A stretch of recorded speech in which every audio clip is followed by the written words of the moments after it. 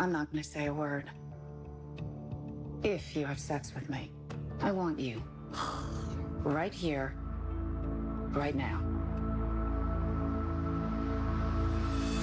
Can't do it. You will go to jail. Do you really think she'll stay quiet if you have sex with her? If you sleep with her? Oh, shit! If you sleep with her, she won't talk. Yes. Well, then do what you gotta do. Man, oh man, so Tony is putting Zach in a very compromising position. He's stuck between a rock and a hard place. Now, apparently, Tony isn't about the money, not about the house. She's not even going to snitch on Zach. But he got to sleep with her. And if she does this, or excuse me, if he does this for her, she's apparently going to shut her mouth. But I don't, look, despite the research, kind of like the Gary thing with buyer's remorse, I looked into that on the legal side. With insider trading, it's kind of the same deal. It's like, so if a person gives you intel and then you act on said intel and get caught, you're guilty, but it's the person who provided you with that information, aka the tipper, could they also be incriminated? I don't know. Look, part of me feels like, as thorough as I am with my theories and whatnot, which is why I got a big, I don't even want to say a following, but a community here online, because you all love the fact that I go in depth. I try to break things down as best I can. But then you get to the point in Tyler Perry land where it's like, what's the point of busting my ass trying to get the realistic way this should go down when he's just going to write it the way he wants to? You know, I'm just saying, no shade to Tyler Perry, but you know, it's the truth. Case in point, the flimsy ass confession that Q got from Maurice is apparently enough for Logan and the freaking FBI to storm the bank in the finale to arrest Sabrina and Maurice. But that's a separate video in itself. So basically, you know, my question is, so Tony, what exactly do you plan on doing? You know about the house and everything, but you're the one that gave Zach the tip. Hayden has the proof, but then again, you know, he can probably doctor that however he wants to. Wouldn't you shoot yourself in the foot by turning in Zach? I don't know. Something to me doesn't smell right. And even though I stand on the, you know, assumption that Hayden is not responsible for the Heather Lee Jennings thing, that just seems too easy. I mean, given this elaborate scheme to bust Zach via the FCC connections he has, that seems like a more surefire way to have Zach put behind bars for good, as opposed to, oh, you got a baby mama. I think for me personally, I feel like when Hayden called Tony, because look, we all guessed it from the promo for this episode that aired last week in the commercials, that yeah, the lawyer who called Tony was obviously Hayden, asking all these questions about Zach.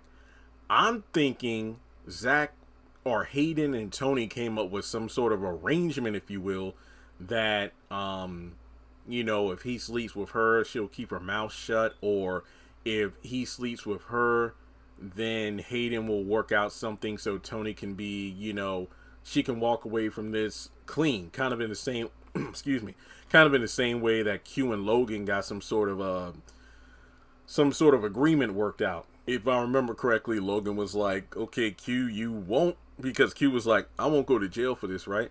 Basically, you bring the tape down, and if the evidence, you know, shows that Maurice and Sabrina were behind the bank robbery, you don't have to go to jail, at least until you talk with the DA, and then, you know, they'll make some sort of decision from there. I feel like the same thing might be true with Hayden and Tony, where, you know, if Zach makes himself look guiltier by sleeping with Tony because, oh, you sleep with me and I'll keep my mouth shut, it'll be like, oh, well, he slept with me as a favor for giving him that stock tip. I don't know. Again, it depends on how Tyler wants to play things out in the next season. But I do feel like overall we shift gears over to Zach's house, because he tells Tony, you know, like, I can't do this, and she's like, you'll go to jail. So she did say she's only going to be in town for only so long, and I'm guessing she gave Zach an ultimatum, like, if you don't come and sleep with me by such and such a time,